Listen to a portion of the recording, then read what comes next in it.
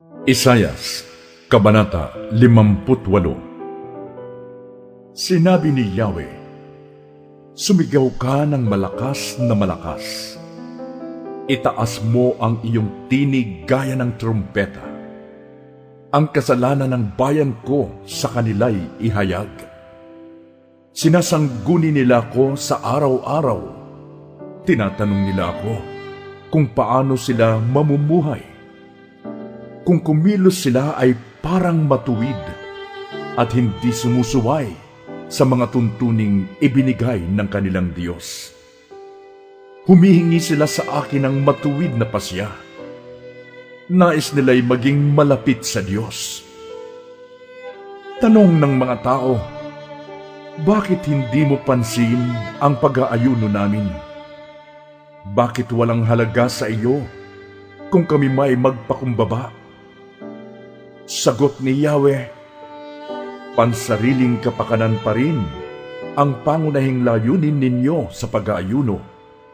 At habang nag-aayuno'y patuloy ninyong inaapi ang mga manggagawa. Ang pag-aayuno ninyo'y humahantong lamang sa karahasan. Kayo'y nagkakagalit at naglalaban-laban. Hindi tunay ang pag-aayunong ginagawa ninyo ngayon. Kaya tiyak na hindi ko papakinggan ang inyong mga dalangin sa akin. Ganyan ba ang pag-aayunong aking kaluluguran? Iyan ba ang araw na talagang nagpapakumbaba ang mga tao? Hinihiling ko ba na yumuko kayong tulad ng damong hinihipan ng hangin? O mahiga kayo sa sako at abo? Pag-aayuno na ba ang tawag ninyo diyan? Isang araw na nakalulugod kay Yahweh? Ganitong pag-aayuno ang gusto kong gawin ninyo. Palayain ninyo ang mga di makatarungang ipinabilanggo. Kalagin ninyo ang tanikala ng inyong mga inalipin. Palayain ninyo ang mga inaapi at baliin ang mga pamatok ng mga alipin. Ang mga nagugutom ay inyong pakainin. Ang mga walang tirahan ay inyong patuluyin. Ang mga walang maisuot ay inyong bigyan ng mga damit. At sa mga nangangailangang mga kamag-anak ay huwag kayong magkakait. Kung magkagayon, sisikat ang liwanag sa inyo at matutulad kayo sa bukang liwayway. Hindi magtatagal at manunumbalik ang inyong kalusugan. Mahahayag sa inyong unahan ang mabubuti ninyong gawa at sa inyong hulihan ay papatnubayan kayo ng kaluwalhatian ni Yahweh. Sa araw na iyon, diringgin ni Yahweh ang inyong dalangin. Kapag kayo'y humingi ng tulong, sasabihin niya, naririto ako.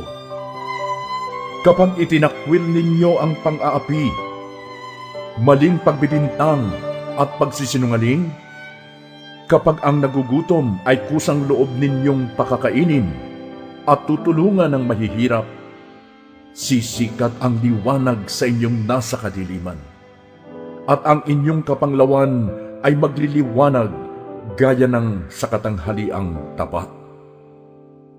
Patuloy kayong papatnubayan ni Yahweh at ibibigay ang pangangailangan sa gitna ng disyerto.